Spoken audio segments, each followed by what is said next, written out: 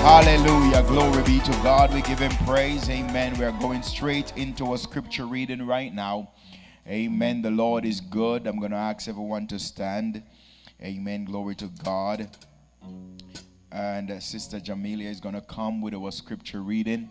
Hallelujah. He is worthy of all the praise and all the glory and all the honor. Come with the day scripture. Hallelujah. Good morning, church.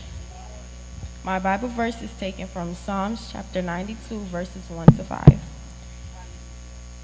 It is good to give thanks to the Lord, to sing praises to the Most High. It is good to proclaim your unfailing love in the morning, your faithfulness in the evening, accompanied by 10 stringed instruments, a sharp, and the melody of a lyre.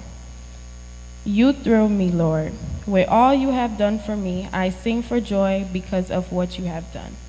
O Lord, what great works you do, and deep are your thoughts. This is the end of God's holy word.